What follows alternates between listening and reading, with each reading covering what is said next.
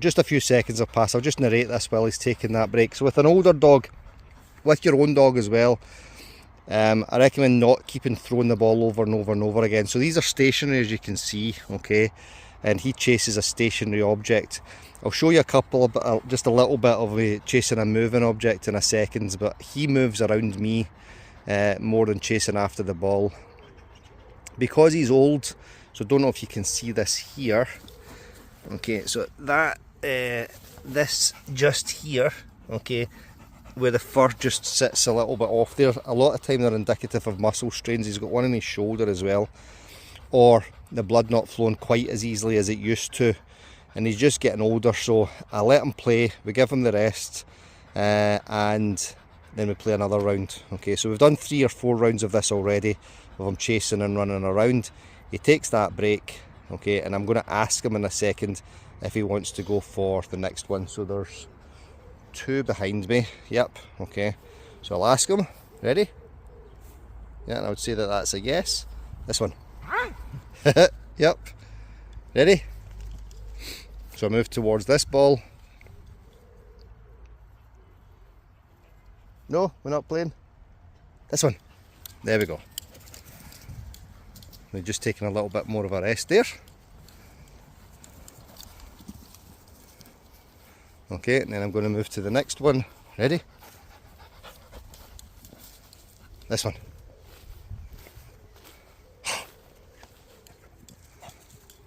Gets that one, bring back to the middle. Then there's one in that corner there, just there. Ready? Ready. This one.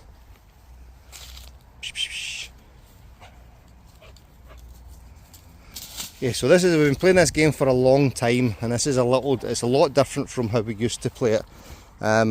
I do not get hung up on the rules with this as I used to before.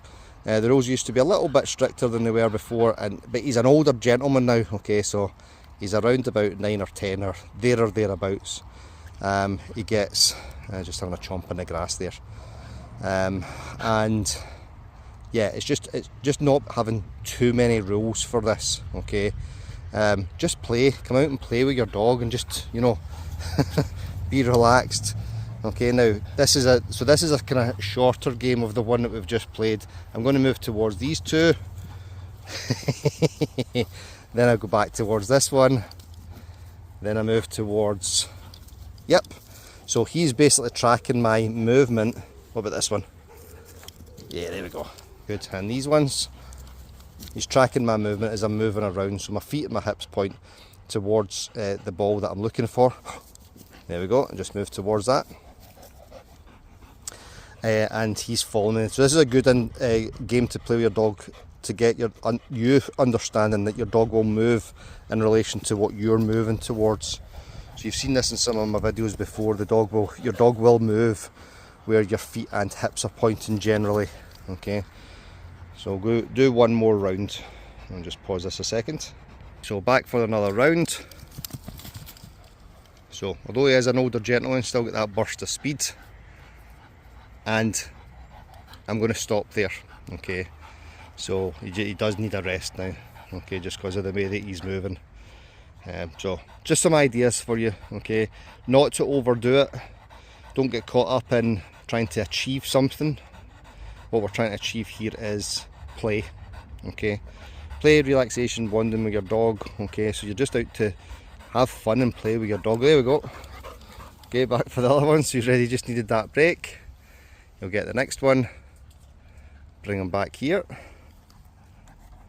and then I'm going to send him out for the other ones. Let's see what he does. Okay, still another break. Okay, so I'll finish up here, guys. Okay, so just some fun. Okay, I like these games to play that don't have that many rules, because you're just out playing with your dog, and not getting caught up that your dog has to bring the ball back each time and drop it right at your feet or deliver it to your hand. Yeah, for me it's far more important that you play with your dog, and your dog has some fun, rather than getting caught up in all these rules and dog must do this and must do that. Okay, so much love to you, catch you next time. Okay, now just as a postscript to what we've just done, okay, what has been interesting is at the end of this game that I've just put the video on, Logan gets this, okay, and he carries this back to the house. Now what he started doing there was leaving the balls, which are lying here, and then coming in and doing this, and this is before I even brought the Kong out. So there's a fence here and I hang the bag on the fence and the Kong goes into the, is there, and he started leaving those balls, and as I was moving around he then started engaging with me. Now so what he is clear as day. Okay, I can move towards this one, get it. Okay, right, now the Kong's in my hand. At this stage it generally doesn't matter, he can leave this, he can leave the Kong and get the ball, as you can see. Okay, leave the Kong and get the ball. Okay, I can move towards this one. Okay, so that's the game that we've just played. He might, yep, so you can see he's still interested in catching it, but he wants this. Okay, easy pal, get it. Okay, so he gets that at the end. So it was really interesting there because he told me, Dad, it's time for the Kong. Okay, and we get the Kong at the end of the session.